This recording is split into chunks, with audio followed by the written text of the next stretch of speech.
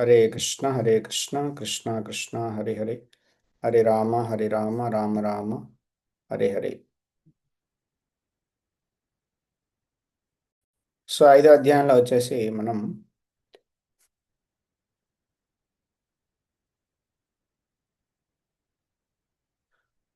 Step అనేటువంటి వ్యాకరణం ద్వారా అర్థం చేసుకోవడానికి ప్రయత్నం చేశాం. ఎస్ అంటే స్టే ఇన్ దిస్ వరల్డ్, భౌతిక ప్రపంచంలో ఆ, ఎలా జీవించాలి. ఓకే. సో అంటే మనం కర్మ చేయాలి, కానీ కర్మ ఫలితాల నుంచి మనం ఎలాంటి ఆశ లేకుండా ఉంటే మనం ఈ కర్మబంధంలో చిక్కుకోము అని చెప్పేసి భగవంతుడు చెప్తున్నాడు అనమాట. సో దాని తర్వాత ముగ్గురు కర్తల గురించి చర్చించుకున్నాము. అదెవరు? జీవుడు, ఈశ్వరుడు, దాని తర్వాత భౌతిక ప్రకృతి. జీవ అంటే మనందరం అనమాట, ప్రజలందరూ కూడా, జీవులందరూ కూడా అనమాట. ఈశ్వరుడు అంటే శ్రీకృష్ణ భగవానుడు. దాని తర్వాత ప్రకృతి అంటే అర్థం భౌతిక ప్రకృతి అనమాట, త్రిగుణాలతో ఆ, కూడినటువంటి ప్రకృతి అనమాట. సో ఈ విధంగా జీవుడు కోరుకుంటాడు, భగవంతుడు శాంక్షన్ చేస్తాడు, అనుమతిస్తాడు, ప్రకృతి దాన్ని నెరవేరుస్తుంది అనమాట. సో కాబట్టి జీవుడు తనందరూ తాను ఏది చేయలేడు, కోరుకోవడం మాత్రమే జీవుడు చేయగలుగుతాడు అనమాట. యాక్చువల్లీ చేసేది ప్రకృతి, భగవంతుడి యొక్క పర్మిషన్తో ప్రకృతి చేస్తుంది అనమాట. సుయోగి అనేవాడు ఈ విధంగా సమాన దృష్టి కలిగి ఉంటాడు అనే విషయం చర్చించుకున్నాము.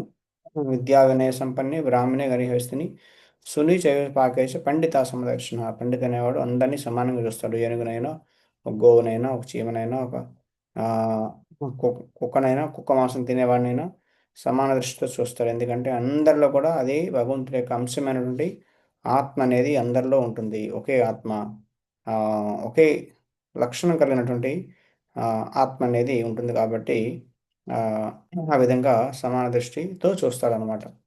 దాని తర్వాత శాంతి సూత్రం గురించి లాస్ట్లో భగవంతుడు చెప్తాడు. శాంతి కావాలంటే మనం భగవంతుణ్ణి ఆ, భోక్తగా మనం స్వీకరించాలి, యాక్సెప్ట్ చేయాలి. భగవంతుణ్ణి అంగీకరించాలి.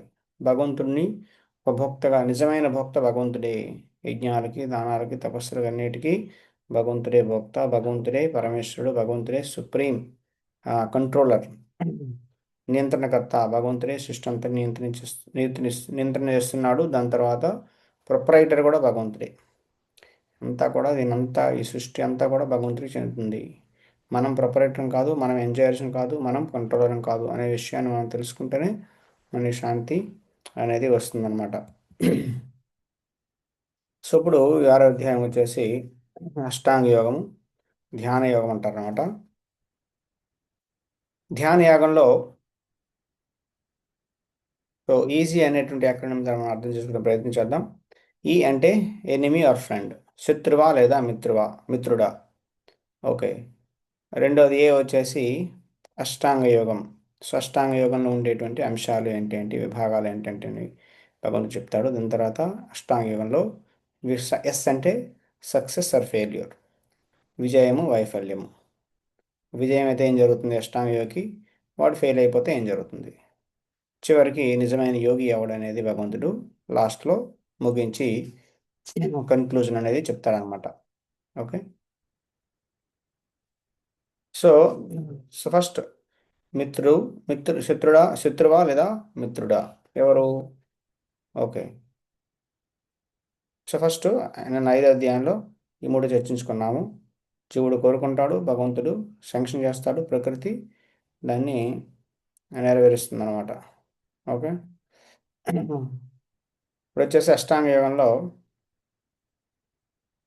భగవంతుడు అష్టాంగ యోగం చేసినా కూడా సడన్గా ఎవరు కూడా తన కర్మని విడిచిపెట్టకూడదు, విడిచిపెట్టి అష్టాంగ యోగాన్ని తీసుకోకూడదు అని చెప్పేసి చెప్తున్నాడు అనమాట. ఎందుకంటే కర్మలు చేయడం ద్వారా వ్యక్తి యొక్క హార్ట్ అనేది ప్యూరిఫై అవుతుంది అనమాట, హృదయం పరిశుద్ధం అవుతుంది. సో అష్టాంగ యోగం ఆ, చాలా ఉన్నత స్థాయికి వెళ్ళినంత వరకు వ్యక్తి తన నిష్కామ కర్మయోగం ఏదైతే ఉందో దాన్ని విడిచిపెట్టకూడదు అంటారనమాట. అంటే మన డ్యూటీస్ మనం విడిచిపెట్టకూడదు, సడన్గా సన్యాసం తీసుకోవడానికి ప్రయత్నం చేయకూడదు అంటారన్నమాట భగవంతుడు. ఓకే. సో మొదటి శ్లోకంలో చెప్తున్నా అనమాట. అనాశ్రిత కర్మఫలం కార్యం కర్మ కరోతి యః సన్యాసీ చ యోగి చ నా నిరగ్నిర్నా చ క్రియః సో అనాశ్రిత కర్మఫలం, ఎవరికైతే అనాశ్రిత కర్మఫలం మీద ఎలాంటి కర్మఫలం పట్ల ఆసక్తి లేదో, ఆసక్తి లేకుండా కార్యం కర్మ కరోతి, ఈ విధంగా తన కర్మలు చేస్తాడో అలాంటి వ్యక్తి సన్యాసి, అతన్ని సన్యాసి అంటారు. యోగి అతని యోగి అని కూడా అంటారు అనమాట. నా నిరగ్నిర్ నా చాక్రియ, నిరగ్ని అంటే యజ్ఞం కోసం అగ్నిని ఆ, ఆ, ఏమంటారు, అగ్ని వెలిగించిన వాడు కాదు. నా చాక్రియ, ఏ పని చేయనివాడు కాదనమాట. అంటే నేను ఇలాంటి పని చేయనని వైరాగ్యంగా ఉండేవాడు కన్నా ఆ, అలా ఉండేవాడు యోగి కాదంటున్నాడు. సన్యాసి కాదు, యోగి కాదనమాట. నా నిరగ్నిర్ అంటే అగ్నితోనే మనం యజ్ఞాలు చేయగలుగుతాము. క్రియ అంటే కర్మలు అనమాట. సో మన కర్మలు చేయనివాడు కానీ, లేదా అగ్నిని రగిలించిన వాడు కానీ యోగి కాడు. నిజమైన యోగి ఎవడు? అనాశ్రిత కర్మఫలం, కర్మఫలాల పట్ల ఆసక్తి లేనివాడు, ఆసక్తి లేకుండా కర్మ చేసేవాడు యోగి. అతన్ని సన్యాసి కూడా అంటారన్నమాట. సన్యాసి ఎందుకంటారంటే కర్మఫలాల పట్ల ఎవరికి ఆసక్తి ఉందో వాడు సన్యాసితో సమానం. యోగి అంటే ఎవరికైతే ఇంద్రియ భోగాలను అనుభవించాలని ఉండదో అతన్ని యోగి అంటారన్నమాట. కాబట్టి ఇలాంటి నిష్కామ కర్మయోగి ఎవడైతే ఉన్నాడో వాడు ఇలా ఒక యోగిలాగా, ఒక సన్యాసిలాగా ఇంద్రియ నిగ్రహం కలిగి ఉంటాడు. నా ఇంద్రియాలు నిగ్రహించుకుంటాడు కాబట్టి యోగి అంటారు. కర్మఫలాలను త్యాగం చేస్తాడు కాబట్టి సన్యాసి అంటారు అనమాట. కాబట్టి అంతే తప్ప జస్ట్ వైరాగ్యం తీసుకున్నంత మాత్రాన ఏ కార్యం వాడి యొక్క డ్యూటీస్ చేయకుండా వాడు యజ్ఞాలు చేయకుండా ఉంటే వాడు సన్యాసి ఎవడు అని చెప్తున్నారు అనమాట. సో యోగము సన్యాసం రెండు సమానమే. ఎందుకంటే యోగం అన్నా ఇంద్రియ నిగ్రహం కలిగి ఉండాలి. యోగి అంటే ఆ, సన్యాసం అంటే కర్మఫలాల్ని త్యాగం చేయాలన్నమాట. సో రెండు సమానమే. ఎందుకంటే ఇంద్రియ నిగ్రహం లేనివాడు కర్మఫలాలను త్యాగం చేస్తాడు ఈజీగానే. అందుకని చెప్పేసి కాబట్టి కర్మలు చేస్తున్నప్పుడే ఆ కర్మ ఫలితాలను విడిచిపెడితే వాడిని సన్యాసి అంటారు. ఈ మనస్సు ఇంద్రియాన్ని నిగ్రహించుకుంటే వ్యక్తిని యోగి అంటారు అనమాట. ఓకే. సో అష్టాంగ యోగ సాధనలో పురోగమించడానికి ముందు ఆ యోగి తప్పకుండా కర్మయోగంను ఆచరించి తనను పవిత్రం చేసుకోవాలి. అందువలన శ్రీకృష్ణ భగవానుడు ముందు రెండు శ్లోకాలు నిష్కామ కర్మయోగం కీర్తించాడు. ఓకే.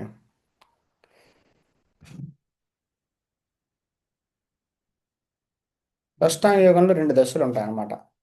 ప్రాథమిక దశ చాలా ఉన్నతమైన దశ అన్నమాట. ప్రాథమిక దశలో దాన్ని ఆరు వృక్ష అంటారు. దాని నుంచి ఇంక ఉన్నత స్థాయికి వెళ్తే ఆరు రూఢ స్థాయి అంటారు అనమాట. ఓకే. సో ఆరు వృక్ష అంటే ప్రారంభ స్థాయి, ఆరు రూఢ అంటే సారీ యోగా వృక్ష అంటే ప్రారంభ స్థాయి, ఆ, యోగారూఢ అంటే ముగింపు స్థాయి అనమాట. ఓకే. నిష్కామ కర్మయోగం ఆచరించేటప్పుడు తప్పకుండా పెంపొందించుకోవాల్సినవి ఏంటంటే వైరాగ్య సాధనతో పాటు అష్టాంగ యోగ సాధన చేయడం వల్ల, అంటే యమ నియమ ప్రాణాయామ ఆసన మొదలైన అనమాట, నిదానంగా హృదయంలోని ఫలాపేక్ష కోరికల నుండి పవిత్రం అవుతాడనమాట వ్యక్తి. అంటే అష్టాంగ యోగంలో 8 ఉంటాయి కదండి. అన్ని 8వ స్థాయి వరకు రావాల్సిన అవసరం లేదనమాట. ప్రారంభంలో ఉండేటువంటి యమ నియమ ప్రాణాయామ ఆసనాలతోనే చేసుకుంటూ తన కర్మలు చేసుకుంటూ అష్టాంగ యోగం ప్రార్థన అంటే స్టార్ట్ చేస్తారనమాట. కర్మయోగం చేసుకుంటూ అష్టాంగ యోగం వ్యక్తి ప్రారంభం చేస్తారనమాట. ఈ కర్మయోగం చేయడం ద్వారా స్లోగా వ్యక్తి ఫలాపేక్ష నుంచి ఆ, అంటే తను చేసిన కర్మ ఫలితాలను తను అనుభవించాలి అనేటువంటి కోరిక నుంచి ఆ, ఎప్పుడైతే ముక్తుడవుతాడో ఆ వ్యక్తి హృదయం పవిత్రం అవుతుందని అర్థం అనమాట. సో అష్టాంగ యోగంలో 8 అష్ట అంటేనే 8 అని అర్థం. అంగ అంటే 8 అంగాలు, 8 భాగాలు. సో యమ అంటే నిషేధాలు అన్నమాట, ఏమీ చేయకూడదు. నియమ అంటే ఏమి చేయాలి. ఆసన అంటే శరీర పరంగా శారీరపరంగా ఆ సాధన అనమాట. ప్రాణాయామం అంటే శ్వాస మీద పట్టు సాధించాలి. ప్రత్యాహారం అంటే ఇంద్రియాలను ఉపసంహరించుకోవాలి ఇంద్రియ వస్తువుల నుంచి. దాని తర్వాత ధారణ అంటే మనస్సును కంట్రోల్ చేసుకోవాలి. భగవంతుని భగవంతుని రూపం మీద ధ్యానం చేయాలన్నమాట. ధ్యానం అంటే ఆ, ధారణకల్లో లైట్గా భగవంతుడి రూపం మీద ధ్యానం చేస్తాడు. ధ్యానం అంటే చాలా తీవ్రమైనటువంటి ధ్యానం చేస్తాడు అనమాట. చివరికి సమాధి అంటే పూర్తిగా అందులో మునిగిపోతారనమాట. మనస్సు ఇంకా భగవంతుడి మీద పూర్తి లగ్నమై ఉంటుందన్నమాట. సమాధి అంటారనమాట. సో పతాంజలి యోగ సూత్రాల్లో 8 చెప్పడం జరిగింది. సో ఇంకా ఇందులో వివరాలకు వస్తే యమ అంటే అహింస, హింస చేయకపోవడం, అహింస చేయడం. అహింస పాటించడం అంటే హింస చేయకుండా ఫాలో అవడం. ఎవరిని మనం మన చేతులతో కానీ మన మాటలతో కానీ మనం ఎవరిని హింసించకూడదు అనమాట. సో డైరెక్ట్గా కానీ ఇండైరెక్ట్గా కానీ మనం ఎవరిని హింసించకూడదు, ఎవరిని ఇబ్బంది పెట్టకూడదు. ఈ విధంగా ఆయన సత్య, అహింస, సత్య, ఆస్తేయ, బ్రహ్మచర్యం, అపరిగ్రహ. సత్యం అంటే ఎప్పుడు నిజమే చెప్పాలి. ఆస్తేయ అంటే దొంగతనం చేయకూడదు. బ్రహ్మచర్యం అంటే బ్రహ్మచర్యం పాటించాలి. అపరిగ్రహం అంటే దేన్ని కలిగి ఉండకూడదు అనమాట. ఏ వస్తువుని కలిగి ఉండకూడదు, నాది అనేటువంటి భావన ఉండకూడదు అనమాట. ఇది డోంట్స్ అనమాట, చేయనివి. యమ యమలో యమ స్థాయిలో ఇవన్నీ వస్తాయి అనమాట. నియమ స్థాయిలో స్టేజ్లో ఇవి వస్తాయి. ఏంటి? శౌచం, సంతోషం, తపస్సు, స్వాధ్యాయ, ఈశ్వర ప్రణిధానం. శౌచం అంటే పరిశుభ్రత. పరిశుభ్రత అంటే 2 పూట్ల కనీసం స్నానం చేయాలి. సన్యాసి అయితే 3 పూట్ల స్నానం చేయాలి. గృహస్థులు అయితే 2 పూట్ల స్నానం చేయాలి. సంతోషం, ఉన్నదాంతో సంతృప్తితో ఉండాలి. తపస్సు, తపస్సు చేయాలి. ఓకే.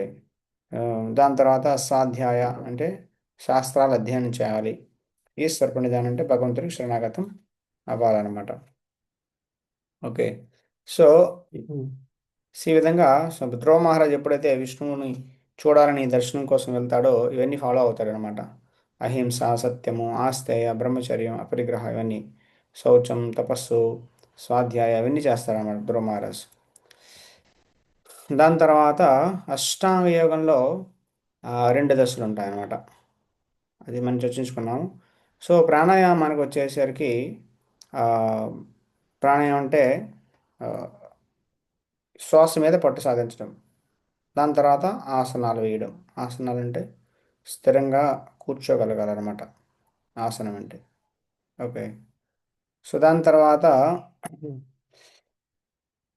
మనస్సు అదుపులో పెట్టుకోవడం మరియు ఇంద్రియార్థ విషయాల పట్ల వైరాగ్యం అనేవి యోగారూఢ దశలో ఉన్నత స్థితికి కావాల్సిన అంశాలు అనమాట. సో ఉన్నత స్థాయిలోకి వెళ్ళాలి. ఈ అష్టాంగ యోగంలో చాలా ఉన్నత స్థాయికి వెళ్ళాలంటే ఇంద్రియాలను నిగ్రహించుకోవాలి, మనస్సును నిగ్రహించుకోవాలన్నమాట. కాబట్టి ఇప్పుడు మనస్సు గురించి భగవంతుడు చెప్తారనమాట. మనస్సు నిగ్రహం లేకపోతే యోగం అనేది చేయలేం మనం.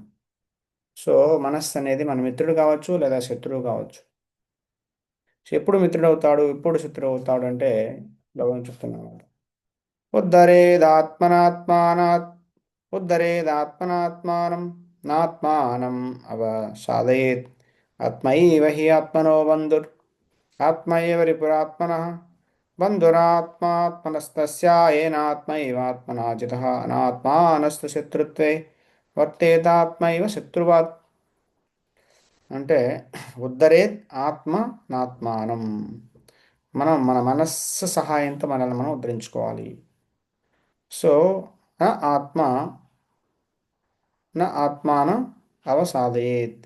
మన మనస్సు మనల్ని కిందకి లాగుతుంది. కాబట్టి మనస్సు వలన మనం కిందకి దిగజారకూడదు. ఆత్మైవహి ఆత్మనో బంధురు. ఆత్మ అనేది ఈ విధంగా కంట్రోల్ చేయగలిగితే ఆత్మ మన యొక్క మిత్రుడు అవుతాడు. కంట్రోల్ చేయలేకపోతే ఆత్మ అనేది శత్రువు అవుతాడు అనమాట. ఇక్కడ ఆత్మ అంటే అర్థం మనస్సు అనమాట. కాబట్టి మనస్సు సహాయంతో మనం ఉద్ధరింపబడాలి. మనస్సు మనల్ని కింద దిగజారిచ్చేటట్లు మనం ఎలవ్ చేయకూడదు అనమాట, పర్మిషన్ ఇవ్వకూడదు. సో అంతేకాకుండా ఆత్మ అనేది చాలా అదే సారీ అక్కడ ఆత్మ అంటే మనస్సు అని అర్థం అనమాట. కొన్నిసార్లు ఆత్మకి శరీరం అని, ఆత్మకు ఆత్మని, ఆత్మకు మనస్సు అని, ఆత్మకు బుద్ధని 4 రకాలుగా ఆత్మను ఉపయోగిస్తాను అనమాట. సో ఇక్కడ ఆత్మ అంటే మనస్సు అనమాట. సో బంధురాత్మ అనాత్మ అనస్తస్య. సో ఆత్మ అనేది మంచి ఫ్రెండ్లా పనిచేస్తుంది ఎప్పుడు ఆత్మని అంటే మనస్సుని కంట్రోల్ చేయగలిగితే. అదే మనస్సు మనం కంట్రోల్ చేయలేకపోతే మన శత్రువు అయిపోతుంది అనమాట. మన శత్రువు అయిపోతుంది అనమాట. కాబట్టి చాలా జాగ్రత్తగా ఉండాలి మనసుతో. మనసు అనేది అంత సాధారణమైనటువంటి ఆ, విషయం ఏం కాదనమాట.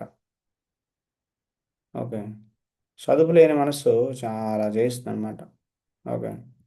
చదువు లేని మనస్సు సో ఒత్తిడికి లోనవుతుంది, బీపీ వచ్చేస్తుంది, కుటుంబానికి సంఘానికి నష్టం తీసుకొస్తుంది.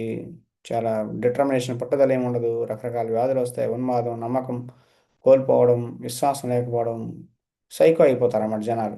ఆత్మని కంట్రోల్ చేసుకున్నప్పుడు, మనస్సుని కంట్రోల్ లేనప్పుడు వ్యక్తి ఉన్మాదం వచ్చేస్తుంది. దానివల్ల రకరకాల రోగాలు కూడా వస్తాయన్నమాట. సో విశ్వాసం లేకపోవడం, స్ట్రెస్, టెన్షన్, యాంగ్జైటీ ఇవన్నీ కూడా వచ్చేస్తాయి అన్నమాట ఆత్మ అనేది కంట్రోల్లో లేకపోతే. సో అదే మనస్సు అనేది కంట్రోల్ లేకపోతే. సో అదుపులేని మనస్సును కలిగే ఫలితాలు ఏంటంటే, దీనివల్ల జనాలు అత్యాచారం, వ్యభిచారం, ఇళ్ళకి నిప్పు పెట్టడము, పొగ తాగడం, కొట్లాటలు, టీవీని పగలగొట్టడం, ఇలా రకరకాల మద్యము, అన్ని రకాల చెడ్డ అలవాట్లన్నీ కూడా ఎందుకు వస్తున్నాయంటే మైండ్ కంట్రోల్లో ఉండట్లేదు అనమాట. కాబట్టి అది చేయకు, ఇది చేయకని మన పిల్లలకు మనం చెప్తాం. ఆ? ఏమీ చేయకుండా ఉండాలి, మంచి అలవాట్లతో ఉండాలి, చక్కగా ఉండాలి అని అంటే సాధ్యం కాదండి. ఎలా సాధ్యం అవుతుంది? వాడి మనస్సు ఆడి కంట్రోల్లో పెట్టుకునే శక్తి వాడికి లేదనమాట. కాబట్టి వాడిని మంచిగా ఉండాలి, చెడ్డ అలవాట్లోకి వెళ్ళకూడదు, మనం చెప్పినట్టు వినాలి అంటే కుదరదనమాట. చెప్పినట్టు వినాలంటే వాడి మనస్సుని మనం కంట్రోల్ చేయించాలి వాడి చేత. అంటే మనసుని కంట్రోల్ చేయాలంటే ఏం చేయాలండి? మనం చెప్పాం ఆల్రెడీ. మంత్రం ద్వారా మాత్రమే మనసు కంట్రోల్ అవుతుందన్నమాట. కాబట్టి ఎప్పుడైతే పిల్లలకు మనం మంత్రం జపం చేయిస్తామో, హరే కృష్ణ మంత్రం జపం చేయమని చెప్తామో అప్పుడే మనసు కంట్రోల్ ఉంటుందన్నమాట. లేదంటే అత్యాశకి పోయినట్టు అసలే ఉన్నదే పోతుందన్నమాట. మన పిల్లలు బాగా చదివేయాలి, చాలా మార్కులు తెచ్చేసుకోవాలి, చాలా పెద్ద పెద్ద ఉద్యోగాలు చేసేయాలి, డబ్బులు తెచ్చేయాలని చెప్పేసి తర్వాత చూసుకున్న భక్తి ఇవన్నీ ఇప్పుడు అవసరం లేదని చెప్పేసి మనం వాళ్ళు అలా ప్రోత్సహిస్తాం. కానీ ఆ భౌతికమైనటువంటి ఆ ఆ పోరాటంలో వాళ్ళు మనస్సు భక్తి చేయక, సరిగా ఎలాంటి భక్తి లేకుండా జపం చేయక, వాళ్ళ మనస్సు వాళ్ళ కంట్రోల్లో ఉండక, ఎంత చదువులు వెళ్ళినా సంస్కారం లేని మనుషులుగా తయారయ్యి వాళ్ళు చివరికి చెడ్డ అలవాట్లోకి దిగజారిపోతారన్నమాట. కాబట్టి వ్యక్తి చెడ్డ అలవాట్లోకి దిగజారిపోయిన తర్వాత ఎంత డబ్బున్నా ఏమున్నా ఏమీ ఉపయోగం ఉండదు. ప్లస్ అది కూడా కోల్పోతారన్నమాట వ్యక్తి స్లోగా స్లోగా అనమాట. ఏమీ ఉండదన్నమాట. కాబట్టి చాలా జాగ్రత్తగా మనం పిల్లలకి నేర్పించాలి జపం చేయమని. జపం చేసి మైండ్ కంట్రోల్లో ఉంటే ఏదైనా సాధించగలుగుతారన్నమాట. భౌతికంగా హ్యాపీగా ఉంటారు, ఆధ్యాత్మికంగా హ్యాపీగా ఉంటారన్నమాట. ఎందుకంటే వాడు పట్టుదలతో చాలా స్థిరత్వంతో ఏ పనిని చేయగలుగుతారన్నమాట. కాబట్టి ఫస్ట్ మన పిల్లలు నేర్పాల్సింది జపం చేయడం. అంటే మనస్సు నిగ్రహంలో పెట్టుకునే శక్తిని వాడికి వచ్చేటట్టు చేయాలన్నమాట. అంటే మనం వాళ్ళకి భగవంతుని నామం జపించమని చెప్పాలన్నమాట. లేదంటే ఎలాంటి చెడ్డ అలవాట్లోకి పడిపోతారన్నమాట. సో కాబట్టి యూత్ అంతా కూడా చెడ్డ అలవాట్లు పడిపోతున్నారు. వాళ్ళు చెడ్డవాళ్ళు, ఎవరో ఉంటారు కొద్దిగా మంచి వాళ్ళ ఉన్నట్లు. వాళ్ళకి ఏదో మంచి అలవాట్ల వలనో, లేదంటే మంచి కల్చర్ వలనో, లేదంటే అలాంటి చెడు సంగతి లేకపోవడం వల్ల ఎవరో రేరుగా ఉంటారనమాట. సో కాబట్టి అందరినీ చెడ్డవాళ్ళని చెప్పడం మనం అంటాం. కానీ యాక్చువల్గా వాళ్ళు చెడ్డవాళ్ళుగా ఉన్నారంటే ఏంటి అర్థం? మనం వాళ్ళకి మంచి అలవాట్లు నేర్పించట్లేదు, వాళ్ళకి జపం చేయమని చెప్పట్లేదు. అందుకని వాళ్ళ మనస్సు వాళ్ళని కిందకి లాగేస్తుంది అనమాట. కాబట్టి ఆ, సో పేరెంట్స్ కూడా చాలా పెద్ద తప్పు అనేది ఉందన్నమాట ఇందులో. సో మనస్సు ఎలా ఉంటుంది? మనస్సు ఎక్కడ ఉంటుంది? సో మన ఇంద్రియాలు ఉన్నాయండి. కళ్ళు, ముక్కు, నాలుక, చెవులు, చర్మం ఇవన్నీ కూడా మనస్సు కనెక్ట్ అయి ఉంటాయి అన్నమాట. సో మనస్సు అనేది ఆలోచనల కేంద్రము. మనలో ఉండేటువంటి కోరికలు, గత అనుభవాలు, ఆ, ఇవన్నీ కూడా మనస్సులో ఉంటాయన్నమాట. Store house. మనస్సు అనేది స్టోర్ హౌస్ అనమాట. డిజైర్స్, కోరికలన్నిటికీ, మన థాట్స్కి, వీటన్నిటికీ మనస్సు అనేది ఒక స్టోర్ హౌస్లో ఉండదు అనమాట. ఈ మనస్సు పైన బుద్ధి ఉంటుందన్నమాట. నిర్ణయాలు తీసుకుంటుంది బుద్ధి. బుద్ధి స్ట్రాంగ్గా ఉంటే మనసు చెప్తూ ఉంటుంది అనమాట. అది నాకు కావాలి, ఇది నాకు కావాలి. బుద్ధి చెప్తుంది ఇది కరెక్ట్ కాదు, అది మంచిది కాదు, ఇది డబ్బులు లేవు, ఇది కాదు, ఇది కాదు, ఇప్పుడు కాదు, అన్ని నిర్ణయాలు తీసుకునేది బుద్ధి అనమాట. సో ఇంద్రియాలకు అతీతంగా మనస్సు ఉంటుంది, మనస్సుకు అతీతంగా బుద్ధి ఉంటుంది అనమాట. బుద్ధి పైన, బుద్ధికి అతీతంగా ఆత్మ ఉంటుంది అనమాట. సో ఈ విధంగా అయితే ఇంద్రియాలు అనేవి ఇంద్రియాలు అనేవి గుర్రాలు లాంటివి అనమాట. ఈ హార్సెస్, ఈ రథాన్ని లాగుతున్నాయి కదండి. సో హార్సెస్ని కరెక్ట్గా కంట్రోల్ చేయకపోతే అవి ఎటైనా తీసుకెళ్ళిపోతాయి అనమాట. రోడ్డు నుంచి పక్కకి తీసుకెళ్ళి యాక్సిడెంట్ చేసేస్తాయి. కాబట్టి గడ్డి ఉంది కదా అని చెప్పేసి అటు గడ్డి కోసం అవి ప్రాకులాడుతూ ఉంటాయి అనమాట.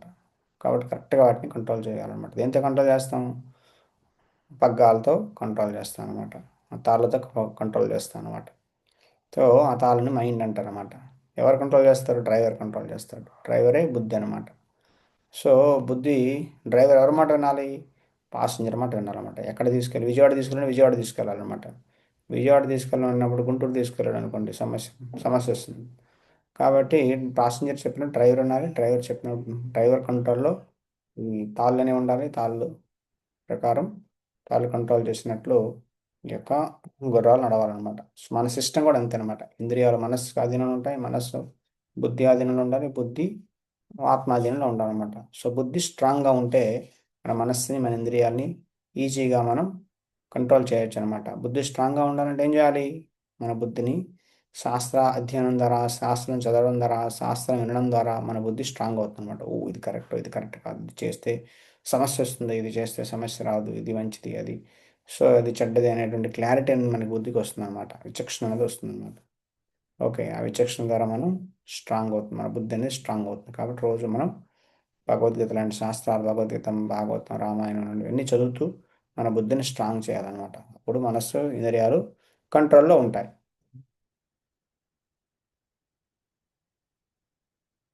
సుయోగారూఢ స్థితిలో ఉన్నటువంటి వ్యక్తి యొక్క లక్షణాల గురించి మనం ఇప్పుడు చర్చించుకుందాం. సో యోగారూఢ అంటే ఉన్నతమైన స్థాయి అనమాట. యోగారక్ష అంటే ప్రాథమిక స్థాయి, కానీ యోగారూఢ అంటే, యోగారక్ష అంటే ప్రాథమిక స్థాయి, యోగారూఢ అంటే చాలా ఉన్నత స్థాయి అనమాట. చితాత్మ చితాత్మనా ప్రశాంతస్య పరమాత్మా సమాహిత శీతోష్ణ సుఖ దుఃఖేషు తథా మానాపమానయో జ్ఞాన విజ్ఞాన తృప్తాత్మా కూతస్థో విజితేంద్రియ యుక్తితి యుచ్యతే యోగి లోష్ట్రాస్మ కాంచన సుహృన్మిత్రారివుదాసీనా మధ్యస్థ ద్వేష్య బంధుషు సాధ్ సాధుస్వపి చ పాపేషు సమబుద్ధిర్విశిష్యతే. జితాత్మ ప్రశాంతస్య, జితాత్మ ఎవడైతే మనస్సుని కంట్రోల్ చేసుకున్నాడో, ప్రశాంతస్య చాలా ఆ, శాంతిని పొందాడో, పరమాత్మ సమాహిత అంటే ఆ వ్యక్తి పరమాత్మని చేరుకున్నట్లంట.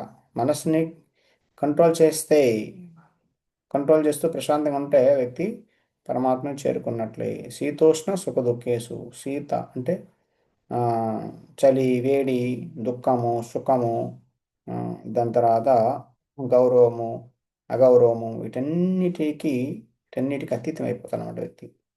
జ్ఞాన విజ్ఞాన తత్వాత్మ, పూర్తి జ్ఞానము విజ్ఞానంతో సంతృప్తుడై ఉంటాడు.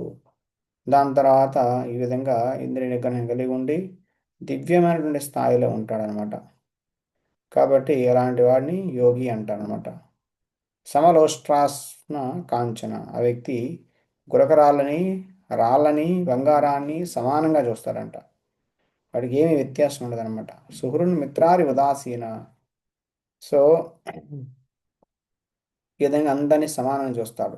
శ్రేయోభిలాషుల్ని, సమానమైన వాళ్ళని, అంటే శ్రేయోభిలాషుల్ని, దాని తర్వాత దేశ జీవుల్ని, మిత్రుల్ని, శత్రువుల్ని, పుణ్యాత్ముల్ని, పాపాత్ముల్ని అందరినీ సమానంగా చూస్తాడు. యోగారూఢ స్థాయిలో ఉన్నటువంటి యోగి సమదృష్టి వస్తుందన్నమాట వ్యక్తికి. ఓకే, సో ఇందులో కూడా ప్రాథమిక స్థాయి, ఉన్నత స్థాయి అనేది ఉంటుంది, పరిపూర్ణ స్థాయి అనేది రెండు ఉంటాయి. ఓకే, సో అష్టాంగ యోగంలో అంటే అష్టాంగ యోగం నుంచి కృష్ణుడు చెప్తాడు ఎలా చేయాలి అష్టాంగ యోగం అని చెప్పేసి. ఓకే, సో అష్టాంగ యోగంలో యోగేజీన్ యోగేంజేత సతతం ఆత్మానం రహసి స్థిత ఏకాగ్రత చిత్తాత్మ నిరాశీర్ పరిగ్రహ. సో తన శరీరాన్ని, మనస్సుని, ఆత్మని సమాధిలో ఉంచుతాడు. ఈ విధంగా ఏకాంతంలో ఉంటాడు. ఈ విధంగా ఎప్పుడు మనస్సుని కంట్రోల్లో పెట్టుకుంటాడు. అన్ని రకాల కోరికల నుంచి, అహంభావం నుంచి వ్యక్తి ముక్తుడై ఉంటాడనమాట. ఈ విధంగా వ్యక్తి ఏ విధంగా కూర్చుంటాడు అంటే చాలా స్ట్రైట్గా కూర్చుంటాడు అనమాట. ఎక్కడ కూర్చుంటాడు? పరిశుద్ధమైన ప్రదేశంలో కూర్చుంటాడు, పవిత్రమైన ప్రదేశంలో కూర్చుంటాడు. చాలా ఎత్తు లేదు, చాలా పల్లము లేనటువంటి ప్లేస్లో కూర్చుంటాడు. దాని మీద అక్కడ కుశగ్రాసు, కుశగ్రాస్ అంటే ఆ, కుస గడ్డి అనమాట. దాని మీద జింక చర్మం కప్పి దాని మీద మెత్తని క్లాత్ వేసి దాని మీద కూర్చుంటాడు అనమాట. ఈ విధంగా మనస్సుని, ఇంద్రియాలను నిగ్రహించుకుంటూ వ్యక్తి యోగం చేయడానికి కూర్చుంటాడు అనమాట. దేనికోసం? యోగం యొక్క లక్ష్యం ఏంటి? యోగం యొక్క లక్ష్యం ఆత్మశుద్ధి, ఆత్మవిశుద్ధయే. ఆత్మ పరిశుద్ధం అవ్వాలనే ఒక లక్ష్యంతో కూర్చుంటాడు అనమాట. ఈ విధంగా చాలా ఎరెక్ట్గా కూర్చుంటాడు, అంటే స్ట్రైట్గా అలా కూర్చుంటాడు అనమాట వ్యక్తి. ఓకే. దాని తర్వాత తన యొక్క శరీరము, తన యొక్క మెడ, తన యొక్క తల అన్నీ కూడా స్ట్రైట్ లైన్లో ఇలా ఉండాలన్నమాట. ఓకే. సో ఈ విధంగా తన కళ్ళని నాసికాగ్రం మీద, ముక్కు యొక్క కొన మీద ఇలా పెట్టి ధ్యానంలో కూర్చుంటాడనమాట. ఈ విధంగా భగవంతుడి యొక్క రూపం మీద ఇంద్రియాలను నిగ్రహించుకొని భయం లేకుండా బ్రహ్మచర్యం పాటిస్తూ భగవంతుడి యొక్క రూపం మీద ధ్యానం చేస్తాడు. భగవంతుడే కావాలనేటువంటి కోరికతో ధ్యానం చేస్తాడనమాట. ఈ విధంగా అష్టాంగ యోగం చేసేటువంటి వ్యక్తి భౌతిక అస్తిత్వం నుంచి ముక్తిని పొందుతాడు. భగవంతుడి రాజ్యానికి వెళ్తాడు చివరిగా అనమాట. ఓకే. దాని తర్వాత అష్టాంగ యోగి భగవంతుడు చెప్తుంటాడు ఏం చేయాలి, అష్టాంగ ఎలా ఉండాలి అంటే ఎంత తినాలి, ఏం తినకూడదు, ఎలా పడుకోవాలంటే యుక్తాహార విహారస్య యుక్తచేష్టస్య కర్మసు యుక్త స్వప్నావబోధస్య యోగో భవతి దుఃఖః. యుక్తాహార విహారస్య, ఆహారంలో యుక్త అంటే ఆహారము విహారము, దాని తర్వాత నిద్ర, అన్నిటిలో కూడా వ్యక్తి నియంత్రణలో ఉండాలన్నమాట. అంటే టూ మచ్ తినకూడదు, చాలా ఎక్కువ తినేస్తే నిద్ర వచ్చి పడుకుంటూ పోతాడు, చాలా తక్కువ తింటే వీక్ అయిపోతాడు. కాబట్టి మధ్యలో తినాలి. ఆ, దాని తర్వాత నిద్ర కూడా టూ మచ్ పడుకుంటే తమోగంలో వెళ్ళిపోతాడు. రెస్ట్ లేకపోతే ధ్యానంలో సరిగా ఏకాగ్రతతో ఉండలేడు అనమాట. ఏకాగ్రతను సాధించలేడు. ఈ విధంగా ఆ వ్యక్తి ఆహారము నిద్ర విహారము వీటన్నిటిలో వర్క్ వీటన్నిటిలో అన్నిటిలో బ్యాలెన్స్డ్గా ఉండాలన్నమాట. ఈ విధంగా వ్యక్తి భౌతిక దుఃఖాన్ని నుంచి బయటపడతాడు అని చెప్తున్నారు అనమాట. యోగో భవతి దుఃఖ. సో అష్టాంగ యోగంలో యోగ సాధనలో పరిపూర్ణత్వాన్ని సాధించాలి. ఎలా అంటే యథా దీపో నివాస్ నివాతస్థో నేంగతే సోపమా స్మృత యోగినో యత చిత్తస్య ఇంజతో యోగం ఆత్మనః. సో వ్యక్తి యొక్క చైతన్యాన్ని, వ్యక్తి యొక్క మనస్సు కార్య మన మన మనస్సు యొక్క కార్యాలన్నింటినీ కూడా డిసిప్లిన్ చేసుకుంటూ చాలా ఆ, ఆత్మలో స్థిరుడై వ్యక్తి భౌతిక ఇంద్రియాలు భౌతికమైన కోరికలు లేకుండా ఏ విధంగా అయితే నిశ్చలమైన గాలి లేని ప్రదేశంలో దీపం ఎలా స్థిరంగా ఉంటుందో అలా మనస్సుని చేసుకుంటాడంట. ఓకే. దాని తర్వాత యా, వ్యక్తి చివరికి ఆ, శనై శనై శనై ఉపరమేద్ ఉద్యాదతి గృహీతయా ఆత్మసంస్థం మనః కృత్వా నా కించిదపి చింతయేత్.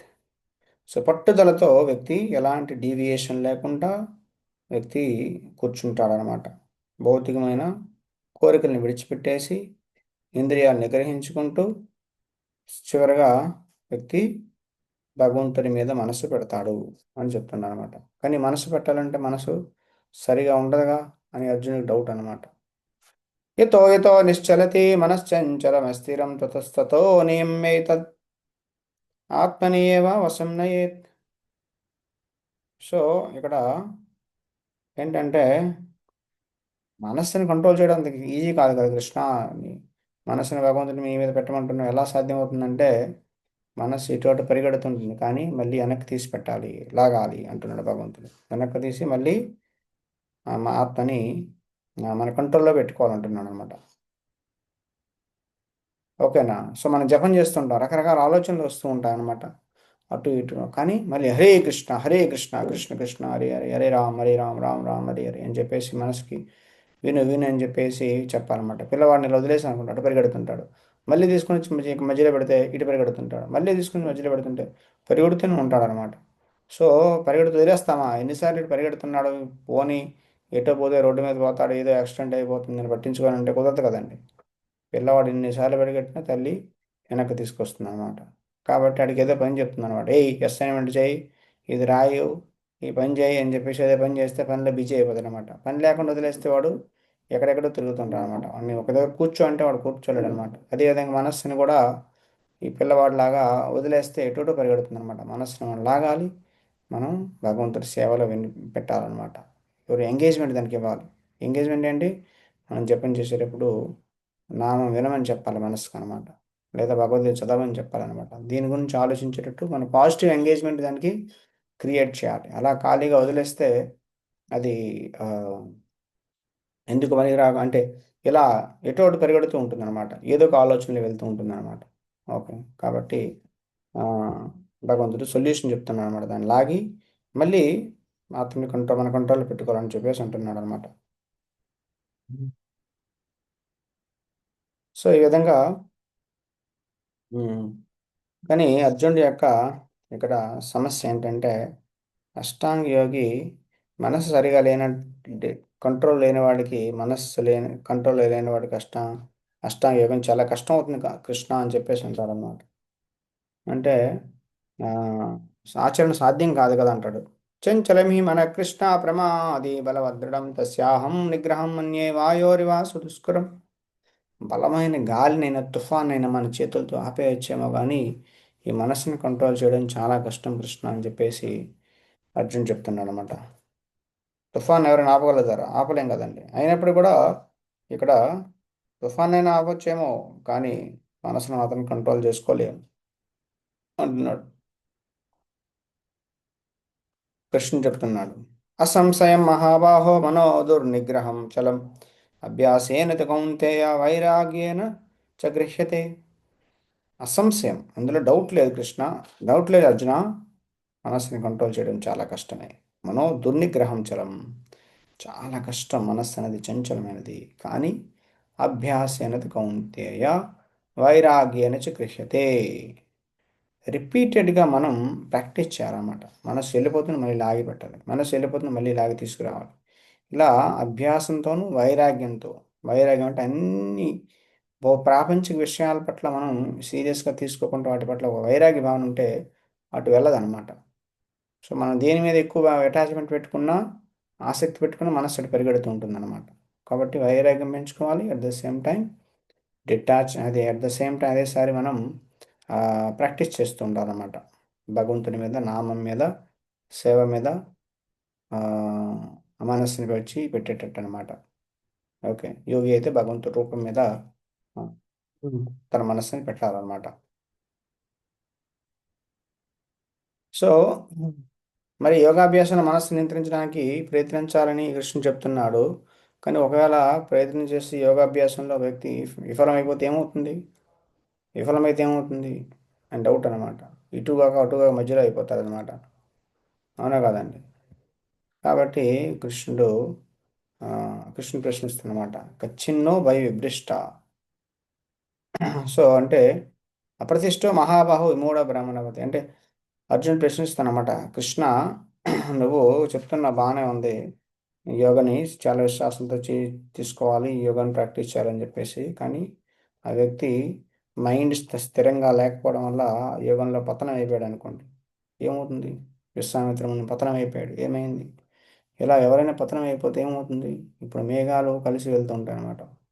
అన్నీ కలిసి వెళ్తుంటే పర్వాలేదు, బాగానే ఉంటుంది అనమాట. చిన్న మేఘం సైడ్ అయిపోయింది అనుకోండి, సెట్టుగాక అయిపోతుంది అనమాట. సో అలానే యోగి అనేవాడు భౌతికమైనటువంటి ఇంద్రియాలని, భౌతిక ఇంద్రియ సుఖాలని, మెటీరియల్ లైఫ్ అంతా, భౌతిక జీవనాన్ని విడిచిపెట్టేసి ఆధ్యాత్మిక జీవనంలో వచ్చాక వ్యక్తి పతనం అయిపోతే అటు ఆధ్యాత్మిక జీవితంలోనూ సక్సెస్ లేదు, ఇలా భౌతిక జీవితంలోనూ వాడు ఎలాంటి సుఖాన్ని అనుభవించలేదు. అలా మధ్యలో అయిపోతాడా? వాడి పరిస్థితి ఏంటి అని చెప్పేసి ఇక్కడ అర్జునుడు ప్రశ్న వేస్తున్నాడు అనమాట. సో భగవంతుడు చెప్తున్నా అనమాట. పార్థనే వేహ నాముత్ర వినాశస్య విద్యతే నహి కళ్యాణ కృత్సత్య దుర్గతిం తాత గచ్చతి. సో ఇలాంటి ఆ, ఇందులో ఎలాంటి దురదృష్టం అంటూ ఉండదు అర్జున. ఎందుకంటే కళ్యాణకృత్ అంటే ఇలాంటి మంచి శుభకరమైనటువంటి కార్యం చేసే వ్యక్తి ఎప్పుడు కూడా దుర్గతిం అంటే దురదృష్టం ఎదుర్కోవాల్సిన అవసరం ఉండదు అని చెప్తున్నాడు అనమాట. వాడి భౌతికమైన కోరికల కోసం ఈ మార్గంలోకి వచ్చినా, లేదా ఆధ్యాత్మిక కోరికల కోసం ఈ మార్గంలో వచ్చినా వాడికి దుర్గతి అనేది ప్రాప్తించదు అంటున్నాడు అనమాట. మరి ఏమవుతుంది కృష్ణ అంటే ప్రాప్య పుణ్యకృతాం లోకానుషిత్వా శాశ్వతి సమా శుచినాం శ్రీమతాం గేహే యోగో భ్రష్టాభిజాయతే. అన్సక్సెస్ఫుల్ యోగి, యోగి అనేవాడు విఫలం అయిపోతే ఒకవేళ చాలా కాలం ప్రాక్టీస్ చేసి, ఆ, కాదు కొంతకాలం, షార్ట్ పీరియడ్, కొద్ది కాలం ప్రాక్టీస్ చేసే వ్యక్తి విఫలమైపోతే ప్రాప్య పుణ్య కృతాం లోకం, పుణ్యలోకాలకి స్వర్గలోకాలకి వెళ్తాడనమాట. స్వర్గలోకాలకి వెళ్ళి అక్కడ ఆ వ్యక్తి చాలా కాలం భౌతికమైన సుఖాలన్నింటినీ కూడా ఎంజాయ్ చేస్తాడనమాట. ఓకే. సో ఈ విధంగా చాలా కాలం ఎంజాయ్ చేశాక మళ్ళీ ఆ వ్యక్తి శుచినాం శ్రీమతాం గేహి, శుచి అంటే ఒక వైష్ణవులు భక్తుల యొక్క కుటుంబంలో, బ్రాహ్మణుల యొక్క కుటుంబంలో పుడతాడు. శ్రీమతాం అంటే ధనవంతుల కుటుంబంలో పుడతాడు. సో ఈ విధంగా ఆ, మళ్ళీ భక్తి చేసుకోవడానికి, యోగం చేసుకోవడానికి వ్యక్తికి అవకాశం ఉంటుందన్నమాట. సో అని చెప్పేసి చెప్తున్నమాట. సో కొంతమంది యోగులు ఆ, వాళ్ళ వాళ్ళ యొక్క యోగా యోగా యోగాన్ని పరిపూర్ణ చేసుకున్నప్పటికీ కూడా వాళ్ళ మళ్ళీ ఇంద్రియ భోగం కావాలని చెప్పేసి కోరుకుంటే, ఓకే, అలా కోరుకుంటే ఆ, ఏమవుతుంది? ఇప్పుడు సౌబర్మన్ ఉన్నాడు. సౌబర్మన్ బాగానే చేశాడు కానీ, యోగా బాగానే చేశాడు కానీ అతనికి ఆ, ఇంద్రియ భోగం కావాలని చెప్పేసి మాందాత అనే రాజు దగ్గరికి వచ్చి తనకు ఉన్నటువంటి 50 మంది పుత్రికల్ని పెళ్లి చేసుకుంటాడు అనమాట. సో ఈ విధంగా కోర్స్ చివరికి అతను కూడా ఆ, ముక్తిని పొందుతాడు. సో ఈ విధంగా ఆ, కొంతమంది ఉంటారన్నమాట. సో ఒక యోగి చాలా కాలం యోగం చేశాక చాలా ఉన్నత స్థాయికి వచ్చిన తర్వాత పతనం అయిపోతున్న పరిస్థితి ఏంటని చెప్పేసి కృష్ణ మళ్ళీ అర్జునుడు అడుగుతున్నా అన్నమాట. సో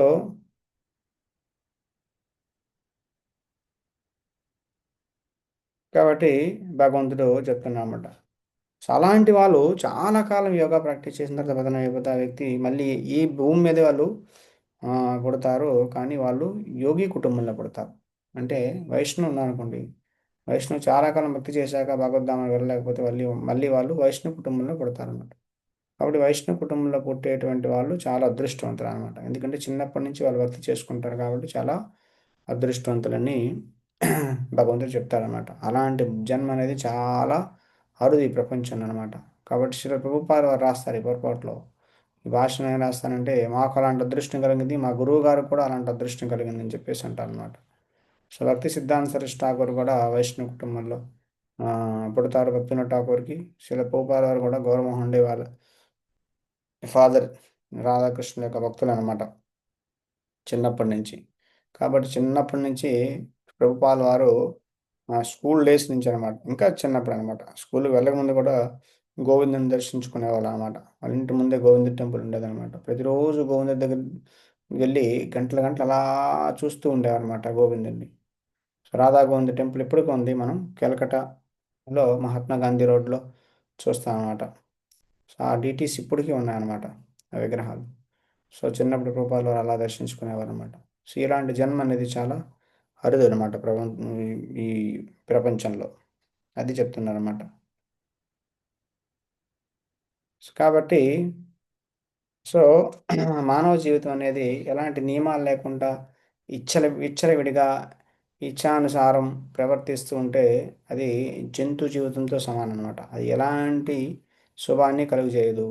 ఎక్కడ ఆనందంగా ఉండలేడు, ఇహలోకాల్లోనూ పరలోకాల్లో కూడా ఆనందంగా ఉండలేడు అనమాట. కానీ నియమాలతో కూడిన జీవితం శుభకరమైనదన్నమాట. కాబట్టి నియమరహితం, కొన్నిసార్లు నాగరికుడు ఉంటాడు, అనాగరికుడు ఉంటాడనమాట. ఓకే, వాడు బయటికి విద్యావంతులా ఉండొచ్చు, సూటు బూటు టై అన్నీ వేసుకోవచ్చు, చాలా బలంగా ఉండవచ్చు, లేదంటే విద్య లేకుండా ఉండవచ్చు. ఎవడైనా వాడి నియమ వాడి నియమాలు, ఎలాంటి నియమాలు నిష్ఠలు పాటించకుండా శాస్త్రాలను ఆచరించకుండా, శాస్త్ర నియమాలను ఆచరించకుండా ఉంటే వాడి జీవితం శుభం, వాడి జీవితంలో శుభం అనేది రాదనమాట. కానీ నియమ సహితం, నియమాలతో కూడినటువంటి జీవితం, భౌతిక సుఖాల కోసం శాస్త్రాలను పఠించారు, ముక్తి కొరకు కృష్ణ చైతన్యంలో సాధన చేస్తున్న భక్తులు అనమాట. వాళ్ళకి భౌతిక కోరికలు ఉన్నప్పుడు కూడా కొన్ని నియమాలు నిష్ఠలు పాటిస్తే ఆ, వాళ్ళకి శుభం అనేది కలుగుతుందన్నమాట. ఓకే. సో అంటే వాళ్ళు మంచి మార్గంలో ముందుకు వెళ్తారనమాట. సో మానవ జీవితంలో మన యొక్క తెలివితేటల్ని, బుద్ధిని ఉపయోగించి మనం బాధ్యతాయుతంగా జీవితాన్ని గడపాలి తప్ప విచక్షణ లేకుండా నచ్చినట్టు ఏది పడితే అది చేయడం, ఇదే చివరి జన్మ. ఈ జన్మలో ఎంతకాలం బతికినంతకాలం పాపం చేసైనా పుణ్యం చేసైనా అప్పు చేసైనా ఏది చేసైనా నువ్వు ఎంజాయ్ చేయి, నచ్చిన పనులు చేయి, అవి ఆలోచించక పాపము పుణ్యము తప్పు ఒప్పుని ఆలోచించుకుంటా అని చెప్పేసి కొంతమంది అనుకుంటారు అనమాట. అలా చేస్తే వాళ్ళు వచ్చే జన్మలో నీచమైన జన్మలో పుడతారన్నమాట. సో ఆ, నీచమైన జన్మలో పతనం చెందుతారన్నమాట. కానీ ధార్మిక నియమాలు పాటిస్తూ బాధ్యతాయుతమైన జీవితాన్ని నడిపినట్లే అయితే ఆ, తపస్సు చేసినట్లయితే, త్యాగం చేసినట్లయితే, యజ్ఞం చేసినట్లయితే, జపం చేసినట్లయితే, జ్ఞానాన్ని పెంపొందించుకున్నట్లయితే, సాధువుల సాంగత్యాన్ని తీసుకున్నట్లయితే ఉమ్, వారు ఉన్నత జన్మలకు వెళ్తారనమాట. ఎందుకంటే సాధువు సాంగత్యం చాలా ఇంపార్టెంట్ అనమాట. దుర్లభ మానవ జన్మ సత్సంగే ఆ, తరహు ఏ భవ సింధురి. సో మానవ జన్మ అనేది చాలా దుర్లభమైంది, చాలా అరుదైంది. కాబట్టి సత్సంగం ద్వారా తరహు ఏ భవ సింధురి, భవసాగరం నుంచి దాటాలంటే మనకి సాధు సాంగత్యం, సాధువుల సాంగత్యం కావాలన్నమాట. శ్రవణ కీర్తన స్మరణ వందన పాద సేవన దాసరి పూజన సఖిజన ఆత్మనివేదన గోవిందదాస విలాసరే. సో ఈ విధంగా భగవాన్ శ్రవణం చేయాలి, కీర్తన చేయాలి. శ్రవణము కీర్తన చేస్తే మనకి స్మరణం అనేది కలుగుతుంది. ఓకే, భగవంతుడికి వందనం చేయాలి, ప్రార్థనలు అర్పించాలి. సో ఈ విధంగా చాలా రకాలుగా భగవంతుని మనం సేవించాలన్నమాట. అన్నిటిలో ప్రధానమైనది శ్రవణం చేయాలి. మీరు ఇప్పుడు చేస్తున్నారు శ్రవణం, వింటున్నారు భగవంతుడి గురించి. ఇదన్నిటికన్నా ఫస్ట్ అన్నమాట. దీని తర్వాత కీర్తనం. కీర్తన అంటే భగవంతుడి యొక్క నామాన్ని కీర్తించాలి, జపించాలన్నమాట. ఈ రెండు చాలా చాలా ఇంపార్టెంట్ అనమాట. ఈ విధంగా చేస్తూ ఉంటే మనం స్లోగా భగవద్ధామానికి మనం చేరుకుంటాం అనమాట. సో విఫలుడైన యోగి గమ్యం ఓకే ఏంటంటే సో వ్యక్తి ఆ, ఎలాంటి దురదృష్టాన్ని ఎదుర్కోడు అని అని చెప్తాడు కదా భగవంతుడు. విఫలమైన వాళ్ళు మళ్ళీ స్వర్గలోకాలకు వెళ్ళి చాలా కాలం ఎంజాయ్ చేసిన తర్వాత మళ్ళీ భూమి మీద పుడతాడనమాట. మళ్ళీ భక్తి చేయాలంటే మళ్ళీ భూమి మీద పుట్టాలన్నమాట. స్వర్గంలో నుంచి నువ్వు భక్తి చేయలేవు, నరకానికి వెళ్ళి నువ్వు భక్తి చేయలేవు అనమాట. ఎందుకంటే చాలా ఎక్కువ ఆనందం ఉన్న నువ్వు భక్తి చేయలేవు, ఆనందంలో నువ్వు మర్చిపోతావు అనమాట. చాలా దుఃఖం ఉన్న నువ్వు భక్తి చేయలేవు అనమాట. భూమి మీద సుఖము దుఃఖం సమానంగా బ్యాలెన్స్ అయి ఉంటాయి కాబట్టి ఇక్కడ మనం చేయగలుగుతాం అనమాట. అందుకని చెప్పేసి వ్యక్తి స్వర్గానికి వెళ్ళినా మళ్ళీ కిందకి రావాల్సిందే, నరకానికి వెళ్ళినా మళ్ళీ ఇక్కడ రావాల్సిందే అనమాట, సుఖ దుఃఖాలు అనుభవించిన తర్వాత. కాబట్టి ఇక్కడి నుంచే భగవద్ధామానికి వెళ్ళాలన్నమాట. సో ఈ విధంగా వ్యక్తి ఆ, పతనం అయితే అలా జరుగుతుంది అనమాట. అలా కాకుండా వ్యక్తి చాలా కాలం చక్కగా భక్తులు చేసుకుంటూ భార్య భర్త భగవంతుడి నైవేద్యం పెట్టుకుంటూ భగవంతుడి కోసం సేవలు చేసుకుంటూ విగ్రహారాధన చేసుకుంటూ మందిరానికి వెళ్తూ 10 మంది భక్తుల్ని వైష్ణవులు పిలిపించి భోజనాలు పెడుతూ 10 మందికి భగవద్గీత నేర్పిస్తూ ప్రచారం చేస్తూ కీర్తన చేస్తూ ఈ విధంగా వాళ్ళు భక్తి చేసుకుంటూ 10 మందికి భక్తి చేసేటట్టు చేస్తే వాళ్ళు చాలా ఉన్నతమైనటువంటి స్థాయికి వెళ్తారనమాట. సుదీర్ఘ కాలం తర్వాత సాధన తర్వాత విఫలమైన యోగి ఇవి మనం చర్చించుకున్నాము. ఓకే. సో బెస్ట్ ఎగ్జాంపుల్ ఏంటంటే భరత్ మహారాజ్ అనమాట. ఎవరి పేరు ఆ, ద్వారా భారతదేశానికి ఆ పేరు వచ్చిందో భారత్ అని, అలాంటి భరతుడు పరిపాలించాడు కాబట్టి భారతదేశం పేరు వచ్చింది. కాబట్టి ఆ భరతుడు అంత రాజ్యాన్ని విడిచిపెట్టేసి హిమాలయాలకు తపస్సు చేయడానికి వెళ్తానమాట. భగవంతుని ధ్యానం చేస్తూ చేస్తూ ఉంటే సడన్గా ఒక జింక పిల్ల ఆ, ఒక జింక తల్లిని టైగర్ అటాక్ చేస్తూ ఉంటే అది నది దాటపోయి మిస్క్యారేజ్ అయిపోయి పిల్ల పడిపోతుంది అనమాట. తల్లి చచ్చిపోతుంది. ఆ పిల్లని తీసుకొని వచ్చి ఆ జింక పిల్లని తను పెంచుతాడనమాట. ఆ జింక పిల్ల పట్ల చాలా అటాచ్మెంట్ పెంచుకుంటాడు. భగవంతుని మర్చిపోతాడు, భక్తి మర్చిపోతాడు అనమాట. ఆ జింక పిల్ల ఎక్కడ ఉంది, ఎక్కడ తింటుంది, ఏం చేస్తుంది అని చెప్పేసి దాని మీద ఆసక్తి పెంచుకొని మర్చిపోయి చివరికి చనిపోయేటప్పుడు జింక పిల్ల గురించి ఆలోచిస్తాడనమాట. సో వచ్చే జన్మలో మళ్ళీ జింకగా పుడతాడనమాట. చూడండి. సో జింక పుట్టాక అప్పుడు బాధపడతారనమాట. అయ్యో అయ్యో నేను భక్తి మానేసి ఈ జింక గురించి టూ మచ్ వరి అయ్యాను అని చెప్పేసి బాధపడతాడు. సో అలా పశ్చాత్తాపడిన తర్వాత మళ్ళీ వచ్చే జన్మలో మళ్ళీ ఒక బ్రాహ్మణ వంశంలో పుడతాడు, జడభద్రుడిగా పుడతాడు అనమాట. ఆ జన్మలో చాలా సీరియస్గా భక్తి చేసి మళ్ళీ పరిపూర్ణతను సాధించి భగవద్ధామానికి వెళ్తాడు అనమాట. ఓకే. సో ఈ విధంగా భగవంతుడు చెప్తున్నాడు అనమాట. పతనమైనా కూడా మళ్ళీ కొన్ని జన్మల తర్వాత ఆ వ్యక్తి మళ్ళీ సీరియస్గా సాధన చేస్తే మళ్ళీ భగవద్ధామానికి వెళ్ళొచ్చు. కానీ పతనం అవ్వకుండా ఉంటే ఇంకా చాలా మంచిది అనమాట. సో అందుకని చెప్పేసి భగవంతుడు చెప్తున్నమాట. తపస్విభ్యో అధికో యోగి జ్ఞానిభ్యోపి మతో అధిక కర్మభ్యాచాధికా యోగి తస్మాత్ యోగి భవార్జున. యోగి ఒక తపస్వి కన్నా గొప్పవాడు, ఒక యోగి ఒక జ్ఞాని కన్నా గొప్పవాడు, ఒక యోగి ఒక కర్మనిష్ఠుడి కన్నా గొప్పవాడు. కాబట్టి అన్ని సిచ్యువేషన్స్లో, అన్ని పరిస్థితుల్లో కూడా యోగి అవు అర్జున అంటున్నాడు అనమాట. యోగి అనేవాడు చాలా గొప్పవాడు అనమాట. యోగ అంటే భగవంతుడితో సంబంధం ఉండడము. కాబట్టి దీన్ని యోగం అంటారనమాట. కర్మయోగము, జ్ఞానయోగము, అష్టాంగ యోగము, ఇవన్నీ మూడు రకాల యోగాలు ఉన్నాయన్నమాట. ఈ యోగాల ద్వారా మనం భగవంతుడికి మనం మనల్ని మనం సమర్పణ చేయొచ్చు అనమాట. సో మనల్ని మనం లింకప్ చేయొచ్చు. కాబట్టి ఇలాంటి యోగా ఏదైతే ఉందో ఇది తను యోగి అంటారు అన్నమాట. అందరికన్నా యోగి గొప్పవాడు కాబట్టి యోగి అవ్వు అని చెప్పేసి అంటున్నాడు అనమాట. ఎలాంటి యోగి అవ్వాలి మరి అంటే భగవంతుడు ఫైనల్ శ్లోకంలో అంతా క్లియర్ చేస్తున్నాడు అనమాట. యోగినామపి సర్వేషా మద్గతేనంతరాత్మన శ్రద్ధావాన్ భజతే యో మాం సమేయుక్త తమోమతః. యోగినామపి సర్వేషాం, అందరు రకాల అన్ని రకాల యోగుల్లో సర్వేషాం అన్ని రకాల యోగుల్లో ఎవరు గొప్పవాడు?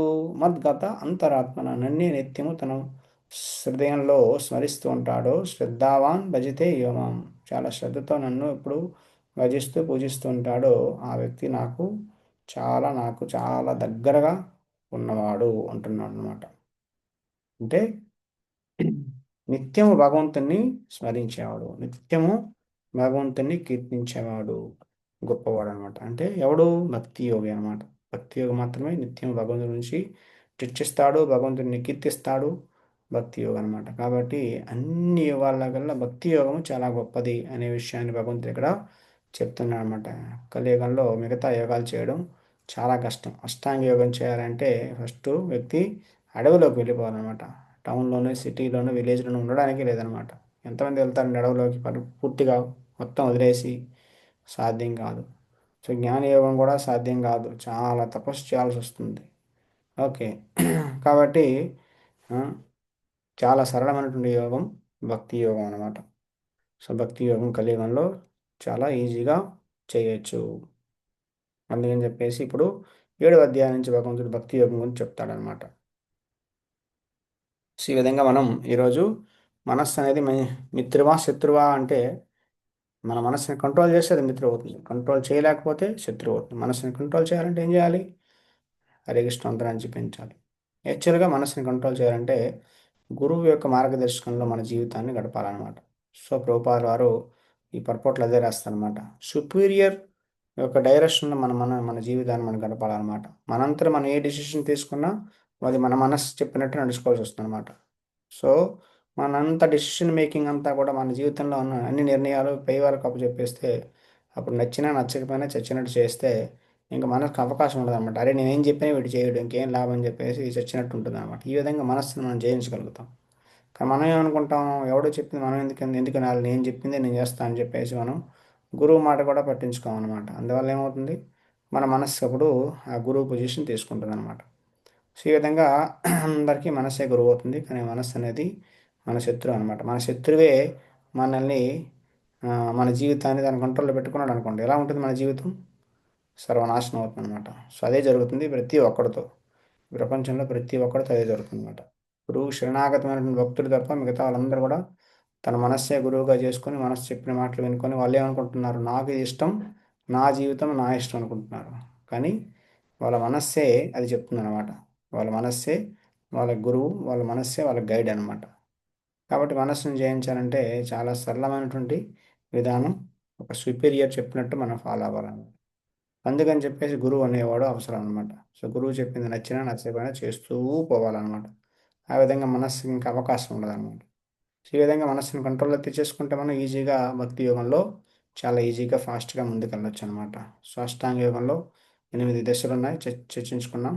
సో విజయ విఫలమైన యోగి కొద్ది కాలం చేసి యోగం చేసి విఫలమైతే స్వర్గలోకానికి వెళ్ళి అక్కడ 10,000 సంవత్సరాలు ఎంజాయ్ చేసి మళ్ళీ కిందకి పడతాడు.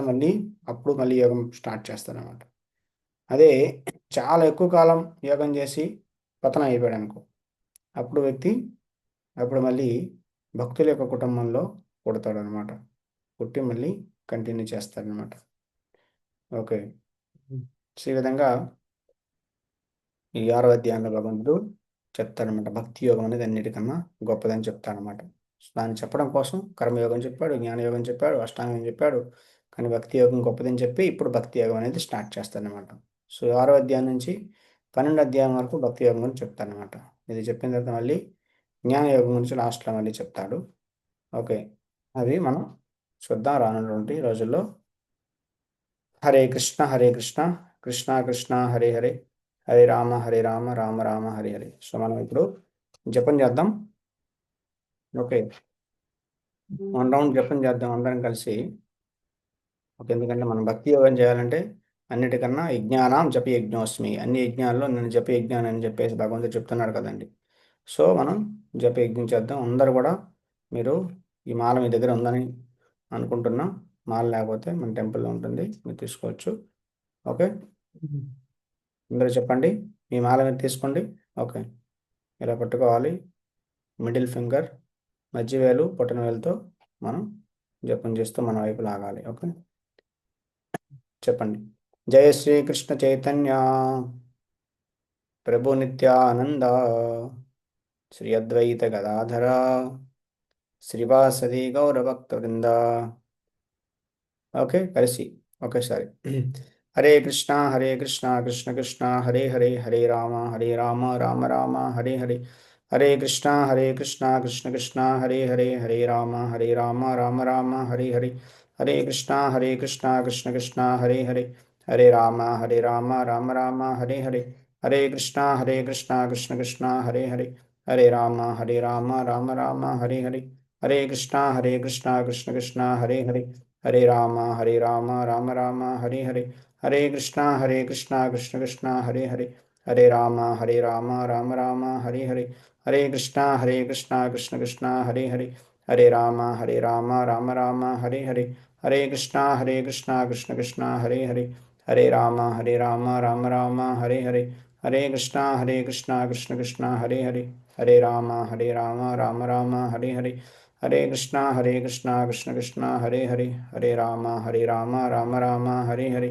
హరే కృష్ణ కృష్ణ కృష్ణ హరే హరే, హరే రామ రామ రామ హరే హరే. కృష్ణ కృష్ణ కృష్ణ హరే హరే, హరే రామ రామ రామ హరే హరే. కృష్ణ కృష్ణ కృష్ణ హరే హరే, హరే రామ రామ రామ హరే హరే. కృష్ణ కృష్ణ కృష్ణ హరే హరే, హరే రామ రామ రామ హరే హరే. కృష్ణ కృష్ణ కృష్ణ హరే హరే, హరే రామ రామ రామ హరే హరే. కృష్ణ కృష్ణ కృష్ణ హరే హరే, హరే రామ రామ రామ హరే హరే. కృష్ణ కృష్ణ కృష్ణ హరే హరే, హరే రామ రామ రామ హరే హరే. కృష్ణ కృష్ణ కృష్ణ హరే హరే, హరే రామ రామ రామ హరే హరే. కృష్ణ కృష్ణ కృష్ణ హరే హరే, హరే రామ రామ రామ హరే హరే.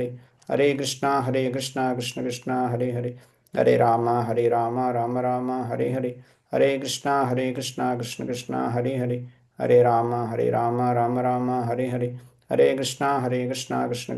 హరే, హరే రామ రామ రామ హరే హరే. కృష్ణ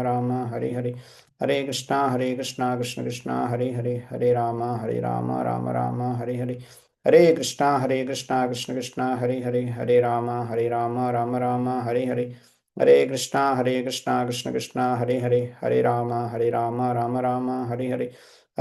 కృష్ణ కృష్ణ కృష్ణ హరే హరే, హరే రామ రామ రామ హరే హరే. కృష్ణ కృష్ణ కృష్ణ హరే హరే, హరే రామ రామ రామ హరే హరే. కృష్ణ కృష్ణ కృష్ణ హరే హరే, హరే రామ రామ హరే హరే. కృష్ణ కృష్ణ కృష్ణ హరే హరే, హరే రామ రామ రామ హరే హరే. కృష్ణ కృష్ణ కృష్ణ హరే హరే, హరే రామ రామ రామ హరే హరే. కృష్ణ కృష్ణ కృష్ణ హరే హరే, హరే రామ రామ రామ హరే హరే. కృష్ణ కృష్ణ కృష్ణ హరే హరే, హరే రామ రామ రామ హరే హరే. కృష్ణ కృష్ణ కృష్ణ హరే హరే, హరే రామ రామ రామ హరే హరే. కృష్ణ కృష్ణ కృష్ణ హరే హరే, హరే రామ రామ రామ హరే హరే. కృష్ణ కృష్ణ కృష్ణ హరే హరే, హరే రామ రామ రామ హరే హరే. కృష్ణ కృష్ణ కృష్ణ హరే హరే, హరే రామ రామ రామ హరే హరే.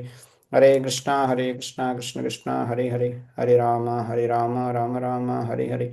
हरे कृष्णा कृष्ण कृष्ण हरे हरे, हरे राम राम हरे हरे, हरे कृष्णा कृष्ण कृष्ण हरे हरे, हरे राम राम हरे हरे, हरे कृष्णा कृष्ण कृष्ण हरे हरे, हरे राम राम हरे हरे, हरे कृष्णा कृष्ण कृष्ण हरे हरे, हरे राम राम हरे हरे, हरे कृष्णा कृष्ण कृष्ण हरे हरे, हरे राम हरे हरे, हरे कृष्णा कृष्ण कृष्ण हरे हरे, हरे राम हरे हरे, हरे कृष्णा कृष्ण कृष्ण हरे हरे, हरे राम हरे हरे, हरे कृष्णा कृष्ण कृष्ण हरे हरे, हरे राम हरे हरे, हरे कृष्णा कृष्ण कृष्ण हरे हरे, हरे राम हरे हरे, हरे कृष्णा कृष्ण कृष्ण हरे हरे, हरे राम हरे हरे, हरे कृष्णा कृष्ण कृष्ण हरे हरे, हरे राम हरे हरे, हरे कृष्णा कृष्ण कृष्ण हरे हरे, हरे राम हरे हरे, हरे कृष्णा कृष्ण कृष्ण हरे हरे, हरे राम हरे हरे, हरे कृष्णा कृष्ण कृष्ण हरे हरे, हरे राम हरे हरे, हरे कृष्णा कृष्ण कृष्ण हरे हरे, हरे राम हरे हरे, हरे कृष्णा कृष्ण कृष्ण हरे हरे, हरे राम हरे हरे, हरे कृष्णा कृष्ण कृष्ण हरे हरे, हरे राम हरे हरे, हरे कृष्णा कृष्ण कृष्ण हरे हरे, हरे राम हरे हरे, हरे कृष्णा कृष्ण कृष्ण हरे हरे, हरे राम हरे हरे, हरे कृष्णा कृष्ण कृष्ण हरे हरे, हरे राम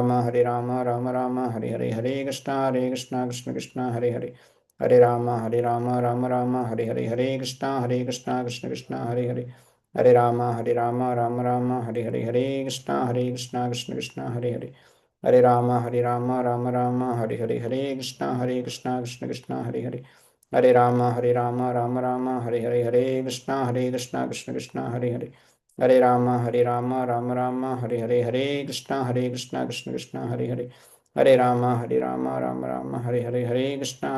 कृष्ण कृष्ण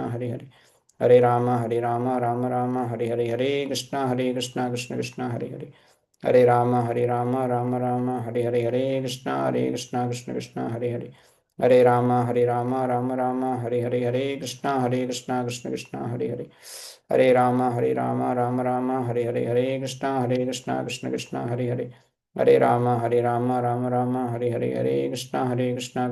हरे हरे, हरे राम हरे हरे, हरे कृष्णा कृष्ण कृष्ण हरे हरे, हरे राम हरे हरे, हरे कृष्णा कृष्ण कृष्ण हरे हरे,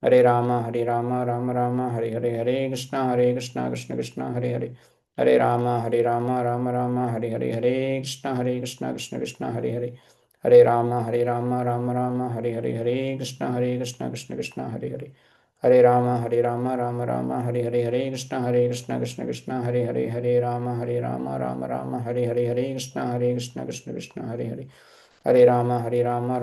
हरे हरे कृष्ण कृष्ण कृष्ण हरे हरे, हरे राम हरे कृष्ण कृष्ण कृष्ण हरे हरे, हरे राम हरे कृष्ण कृष्ण कृष्ण हरे हरे, हरे राम हरे कृष्ण कृष्ण कृष्ण हरे हरे, हरे राम हरे कृष्ण कृष्ण कृष्ण हरे हरे, हरे राम हरे कृष्ण कृष्ण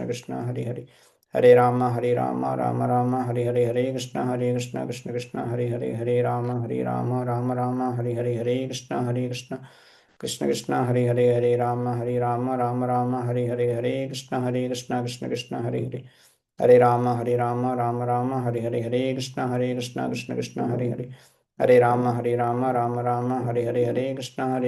कृष्ण कृष्ण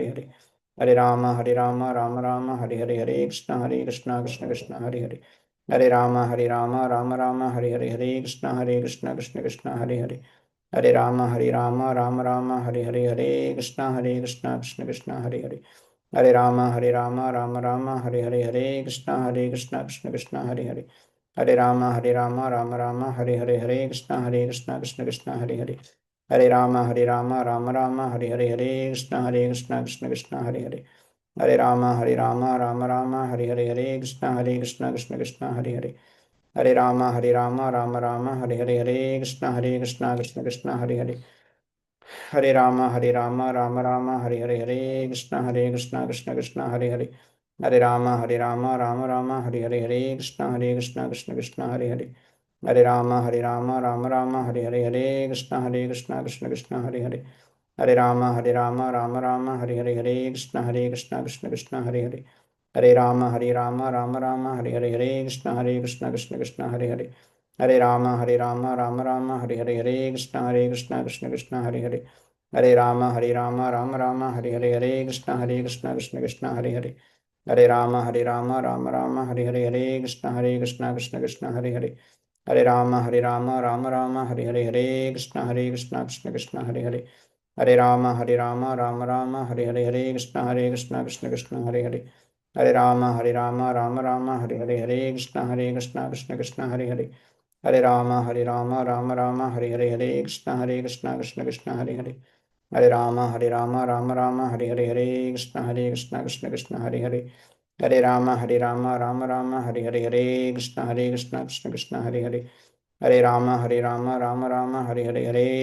कृष्ण कृष्ण कृष्ण हरे